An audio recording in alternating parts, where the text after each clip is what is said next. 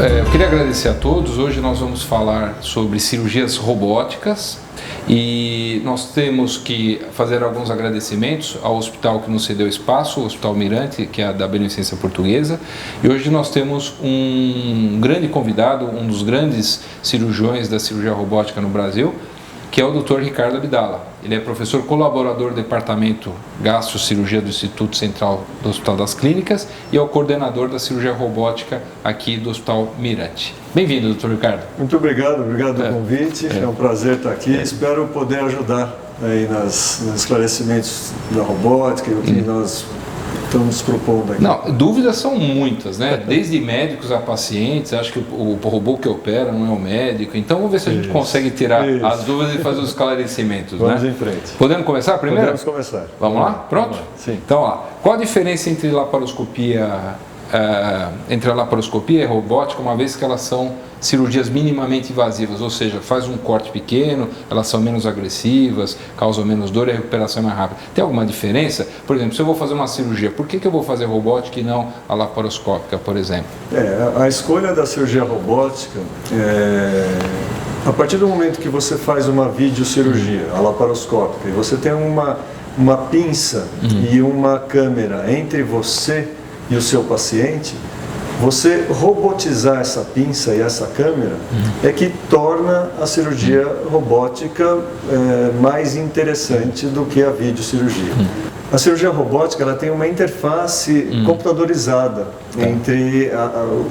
usando as pinças que estão entre o cirurgião e o paciente. Ou seja, nós fazemos o mesmo procedimento, só que como eu tenho algum controle do computador, eu tenho um pouco mais de estabilidade, eu tenho um pouco mais de movimentos que eu não teria com a pinça sem a ajuda do computador. Mas o movimento da pinça e o comando da pinça é meu. Então, continua sendo uma cirurgia de mínima invasão, continua sendo por um porte pequeno, por uma entrada pequena, mas as pinças têm o torque, a força necessária para eu fazer os movimentos que eu faria ou com as próprias mãos ou com a laparoscópica, mas com um requinte a mais, com um detalhe a mais de movimento, de segurança, de estabilidade que o computador me dá. Você acha que, por exemplo, a câmera, quando eu operava aberta era um jeito, laparoscópica já melhorou muito, aumentou 3 vezes a imagem, e na robótica, o que a gente não via, a gente está vendo coisas muito grandes, e até fala, meu Deus, como eu não sabia que era tão grande assim. Assim, a câmera, ela ajuda a dar uma amplitude maior de imagem, você acha que é bacana nisso, na robótica? A videocirurgia, ela tirou a nossa imagem, a profundidade da nossa imagem, e ela transformou uma imagem de 2 olhos numa imagem de um plano único. O robô resgata a imagem em 3 dimensões. Perfeito. Pelo fato dele separar os 2 olhos novamente, ele me dá a sensação de que eu estou enxergando com os meus próprios olhos. Então eu tenho qualidade, eu tenho profundidade de campo e eu tenho a estabilidade necessária para entender uma estrutura que talvez com um plano, com uma câmera menos elaborada, eu tivesse uma dificuldade para entender a mesma imagem. Então o robô traria uma facilidade de imagem para nós fazermos esse discernimento durante a cirurgia. Perfeito. Ela traz dores e cicatrizes menores e por quê? A cicatriz é semelhante em termos de tamanho, mas ela é mais favorável, por quê? Porque a máquina ela está apoiada na própria máquina, ela não se apoia no paciente. Então, enquanto na vídeo nós temos um fulcro, nós temos um apoio na parede do doente, este apoio no robô é na máquina, é no próprio robô. Então eu tenho menos pressão sobre os tecidos de passagem das pinças, então eu tenho uma cicatriz mais favorável na hora que eu termino a cirurgia. Seria mais ou menos algo assim, na laparoscópica nós mexeríamos o trocáter, então teríamos locais de abrasão. Exatamente. E no robô, essa braço fica, o que mexe é o que está dentro da cavidade. Essa mexida é dentro da cavidade, exatamente. Então, onde ele se apoia é mais estático do que a vida. Então não dá abrasão e a cicatriz fica mais bacana. Menos cicatriz, menos pressão. E menos dor também, né? E menos dor pós-operatória. Perfeito. Isso está escrito, né? A utilização de drogas para controle da dor é menor Exatamente. no robô do que na videocirurgia. Agora, a recuperação, claro, vai ser mais rápida então.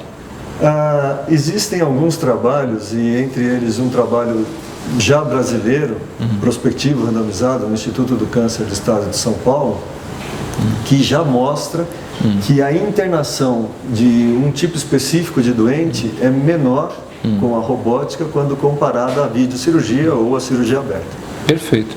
Agora, a gente sabe que o robô já existe há muitos anos, né?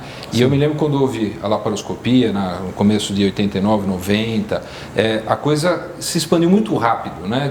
Apesar do material ser caro e das dificuldades e todo o meio médico estar cético naquela época, mas ganhou um rumo rápido. Por que a robótica, que já tem um tempo parecido com a laparoscópica, ela demorou tanto tempo para decolar?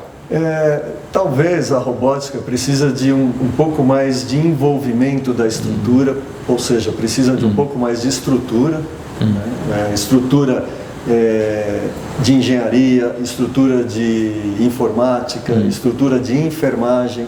As pessoas que dão suporte à robótica tem que ser um pouco mais especializadas, vamos dizer assim, do que foi na videocirurgia. E essa estrutura depende mais da instituição. Talvez a videocirurgia era mais dependente de um indivíduo ou de um grupo menor de pessoas. Então ela era mais fácil de ser aplicada, implantada, do que foi a implantação da robótica. Talvez por causa de tanta tecnologia, como tudo, né? Como os celulares antes eram caríssimos e hoje são baratos, eu acho que a necessidade de muita tecnologia encarecia e hoje já se vê um custo menor, né? Sim, e também a exigência de uma nova tecnologia para um paciente mais complexo Sim. também precisa de um profissional mais complexo, pelo menos em vivência. Então é um indivíduo mais experimentado, sim, nós enxergamos que quem deve lidar com a robótica é um indivíduo que já passou pela formação básica, passou pela formação de videocirurgia e aí faria uma formação ainda mais elaborada na robótica. Então isso requer tempo, requer dedicação do profissional, e são profissionais que estão num nível de atendimento ou num nível de complexidade mais alta do que talvez tenha sido na vídeo no começo. Então, daí também um pouco da dificuldade, né? São eu acho que isso vai complementar uma pergunta que eu vou te fazer, porque as equipes têm que fazer um treinamento especial. Não é todo mundo que chega e fala, vou operar o robô. Exatamente. Né? E aí eu acho que, por que poucos médicos realizam, mesmo fazendo treinamento, e acabam não fazendo mais? E por que eu preciso ter esse treinamento tão especial? Por que são selecionados médicos que vão fazer essa cirurgia? Não é bem uma seleção pontual, vamos chamar assim. Realmente depende de que um grupo esteja comprometido com a nova tecnologia. E esse indivíduo, ele precisa compreender uma tecnologia que ele não estava habituado no passado. E essa ajuda tem que vir de diferentes profissionais, e diferente de que numa cirurgia aberta, eu com uma tesoura, um porta-agulha e um material simples, eu mesmo faria tudo. Na vídeo, eu tenho que treinar o meu câmera, porque o câmera é outro profissional que vai me ajudar na vídeo. No robô, eu tenho que treinar mais profissionais diferentes. Então eu tenho que treinar a enfermagem, eu tenho que treinar o meu primeiro auxiliar, eu tenho que treinar às vezes o meu segundo auxiliar, a minha instrumentadora. Tem que ser pessoas que vão se dedicar a toda uma nova situação. Então eu preciso de mais gente, sim, com a motivação de conhecer a nova tecnologia para que eu consiga fazer um procedimento mais complexo, mais seguro, com maior objetividade, maior resultado, porque é para isso que essa ajuda tecnológica vem. Eu digo que o robô veio para popularizar a qualidade. Então, indivíduos conseguem fazer um procedimento de altíssima qualidade em maior número, ou seja, mais pessoas conseguem usar essa tecnologia a favor do paciente, sem dúvida nenhuma, de uma maneira de uma qualidade treinada por mais de uma pessoa, por uma equipe. Perfeito. Então, uma vez que a gente sabe que tem que ter treinamento, hospital especializado, os equipamentos são especiais, quais as cirurgias que a gente pode indicar como primeira escolha? Então, eu tenho aberto, laparoscópica, tenho robótica, tenho todos os tipos. Então, qual é aquela cirurgia que a gente pode dizer para você que a gente vai fazer robótica? A técnica robótica, por ser com toda essa estabilidade, com toda essa tecnologia, todo esse preparo que nós conversamos agora, se ela tiver um objeto, se ela tiver um local mais restrito de trabalho, ela já pode ser indicada, ela já presta para cirurgias de áreas, de regiões difíceis, de difícil acesso. O braço robótico, por ser longo e estável, eu consigo trabalhar em regiões que eu não consigo nem colocar a mão, não cabe a minha mão.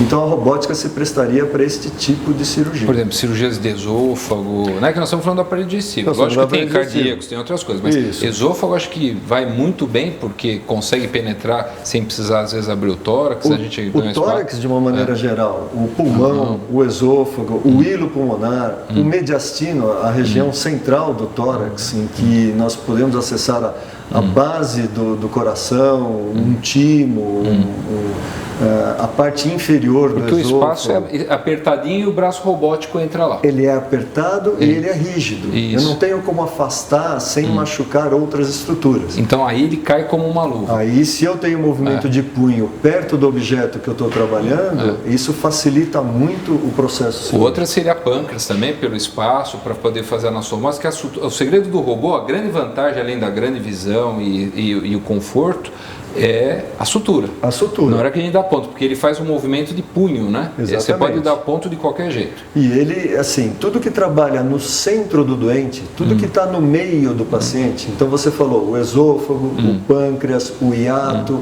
lá embaixo, né, os linfonodos, os gânglios paraórticos, a pelve, a próstata, o útero. Então tudo que está no meio do doente, que o médico tem que se debruçar sobre a mesa cirúrgica, quem se debruça é o robô. E aí o médico, ergonomicamente sentado e fazendo o movimento das mãos, ele olhando as próprias mãos, é que facilita um procedimento desta região. Então, eu estou atrás da cavidade, eu passei por todos os órgãos que eu tenho que deixar sem machucar. E trabalhar na retrocavidade, o pâncreas, como você falou, o rim, né, uma adrenal, eu tenho uma série de benefícios que talvez não sejam passíveis de fazer alarde, mas que na hora que você pratica o processo, você percebe o quão benéfico é e o quanto você também se economiza, vamos chamar assim, para conseguir fazer grandes procedimentos mais longos, mais complexos, que exigem mais da tua destreza, né? Que é aumentada pela estabilidade e visão do robô. Até da parede abdominal, né? Porque você teria que dar a laparoscopia, ela ficaria paralela, né? Esse então, é um capítulo à parte. Que é a sua parte preferida, que é o que você mais gosta. Essa é a minha paixão. E aí você entra, o braço robótico faz a inclinação que você não conseguiria fazer com a laparoscópica, que eu acho que é a grande indicação das hérnias incisionais, ou seja, que as hérnias que recidivam, você tem que operar, ou as hérnias do centro, como você falou. Exatamente, né? Porque como o punho consegue apontar os dedos para cima, então eu trabalhar no teto, que são os defeitos herniários, é muito favorável com a mão robótica. Perfeito. Eu não vou deixar você falar que você ama isso aí, senão você vai ficar a noite inteira falando disso. Essa é a minha paixão. Agora, já que é um método tão bom, por que as seguradoras hoje não liberam esses procedimentos no Brasil, né? E tem outros lugares no mundo que liberam? Como é que funciona isso? Você acha que falta motivação das seguradoras, falta motivação do governo? O que você acha que deveria ser feito, já que é um método tão bacana para a gente popularizar esse método? O método é uma inovação, né? E por ser uma inovação, existem mecanismos de controle e de tentativa de evitar que se caminhe para um lado errado, vamos chamar assim. Então, assim, a tecnologia nova, mal utilizada, ela pode trazer grandes transtornos. E os meios controle dessas novas tecnologias é que talvez estejam causando alguma morosidade na implantação, de fato, difusa desse robô por todo o país.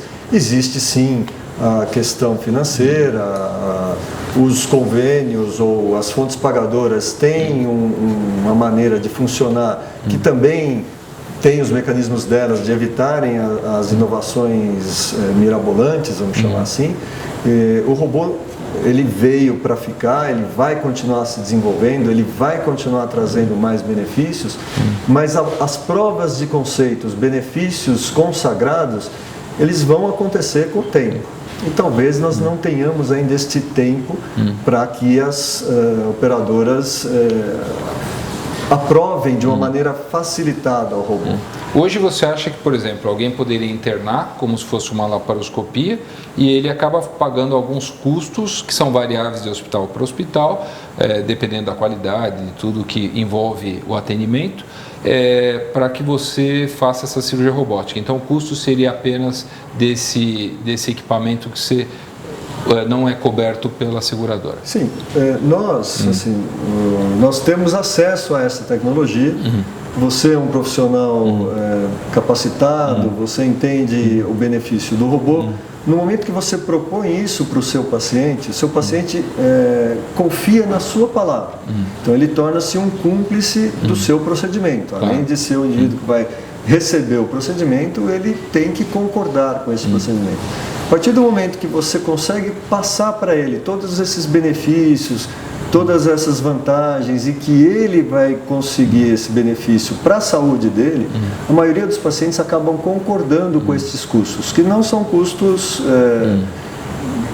tão altos assim. O robô foi feito para ser utilizado. É um custo que vale a pena, de repente, um investimento. É um investimento de qualidade de vida. E eu espero que com o tempo os próprios fontes pagadoras entendam isso e venham eles mesmos procurarem pagar esses custos, porque vai trazer uma melhora para o doente.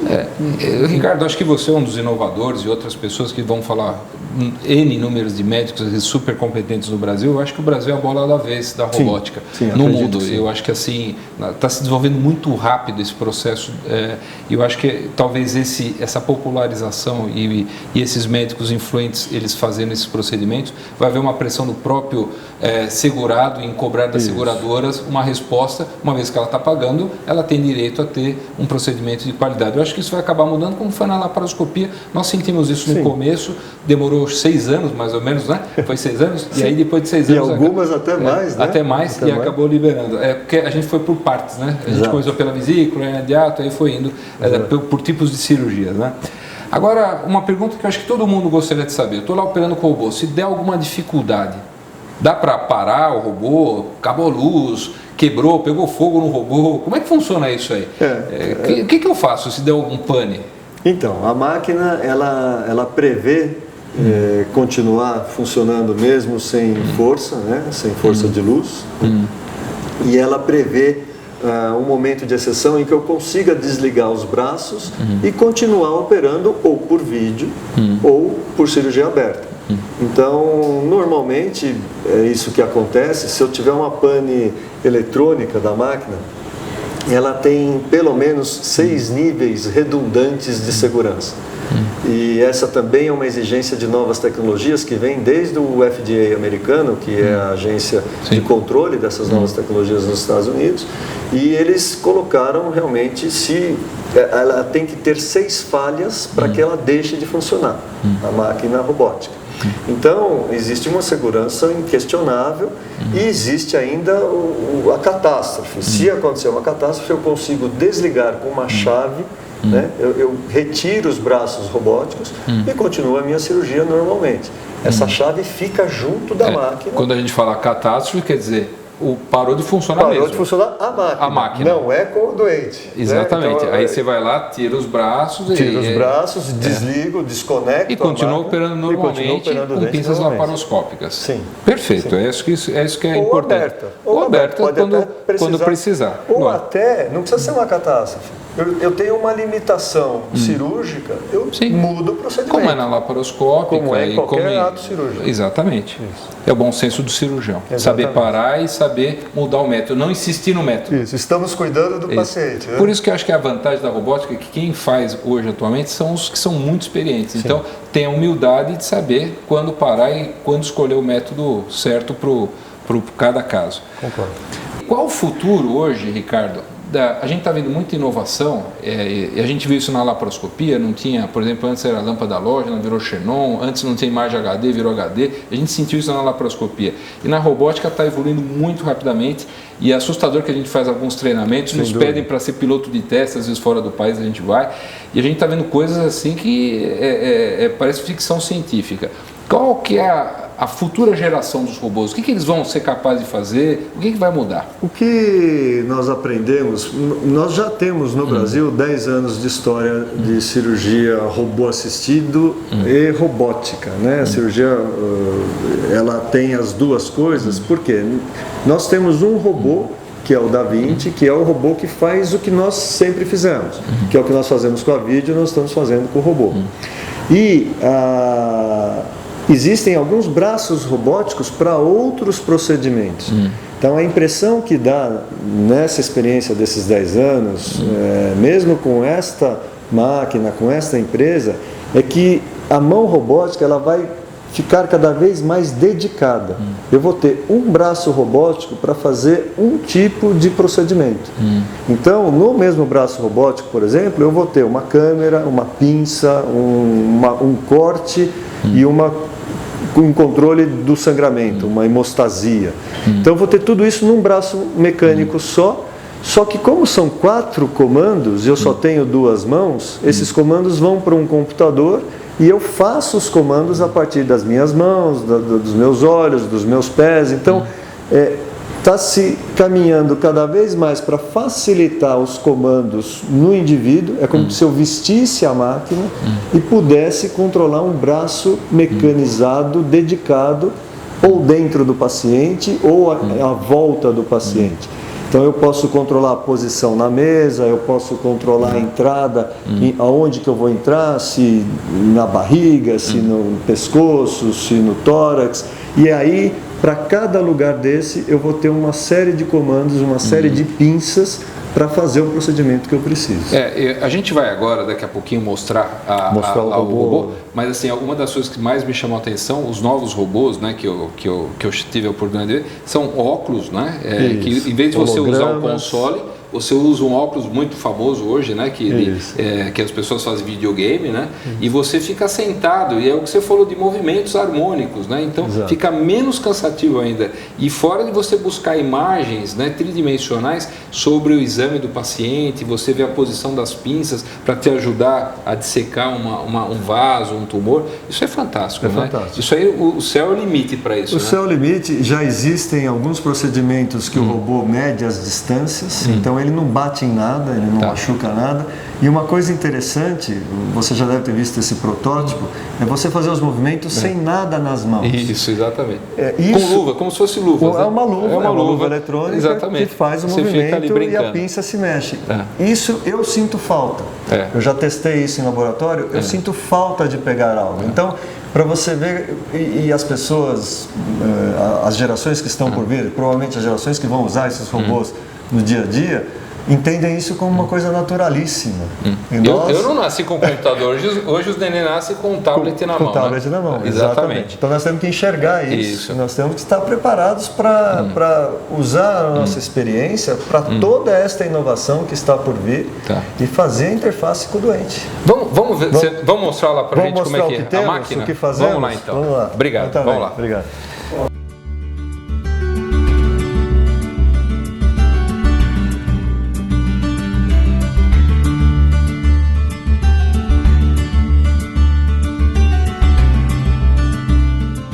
Bom, Ricardo, agora você pode mostrar para a gente como é que funciona o robô e quais são as nuances mais importantes para o leigo e para o cirurgião comum? O que eu comentei na apresentação é que o robô depende de uma sala integrada, uma sala preparada para a chegada do robô. Então ele tem um console de comando, é como se fosse um desktop, né? Como se fosse o teu painel de comando.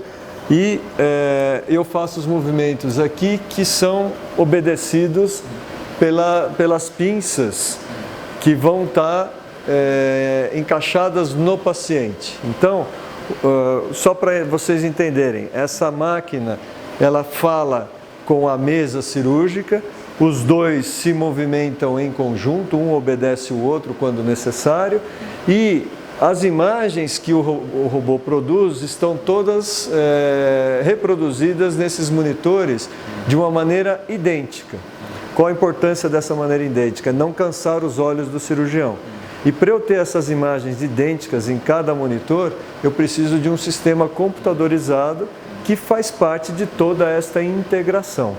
Tá, que é isso aqui. Que é isso aqui, que é essa sala que nós estamos. Vamos lá ver? Nós teríamos um sistema, um computador que faz o roteamento dessas imagens, tem uma mesa de comando para eu saber quais as imagens que me interessam, eu posso ver os exames do paciente, eu posso ver alguma informação que eu precise saber no momento cirúrgico e a transmissão para esses monitores que são todos de alta definição, de alta qualidade e tudo mais.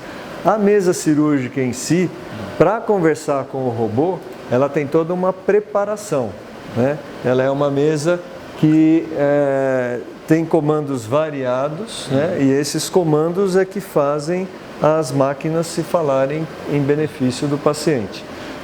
Eu queria também mostrar que para manipular a máquina, o cirurgião está no console, mas quem está atrás da máquina é a nossa enfermeira e eu vou pedir para ela ligar o robô para mostrar como é que ele se movimenta ou como é que ele se calibra antes de chegar no doente. Então, o sistema prevê uma parte central que fica em cima do paciente e os braços se movimentam em todas as direções para eu poder fazer o movimento cirúrgico necessário, né? Então, a parte que fica presa ou que fica junto ao paciente, ela não sai do lugar, né? Então, ela tem um centro que é sempre o mesmo. Isso é uma coisa importante para se saber, mas não é isso que mostra por que dói menos, porque fica no ponto fixo. Por isso que dói menos no intraoperatório. Bom, muito obrigado. Então eu queria agradecer toda a equipe aqui do Hospital Mirante. Essa assim, é uma sala que existe um investimento muito grande, a gente chama isso de sala inteligente. A gente precisa de pessoas muito diferenciadas para desenvolver um projeto desse tamanho e quem sai ganhando com isso são os pacientes. E nós, como médicos, também é um prazer a gente estar sempre evoluindo, grandes médicos como o Dr. Ricardo. Eu acho que esse é a grande magia da medicina. Então, obrigado, viu, Ricardo? Eu que agradeço. Pela entrevista e pelas informações, viu? Eu que agradeço. Muito obrigado.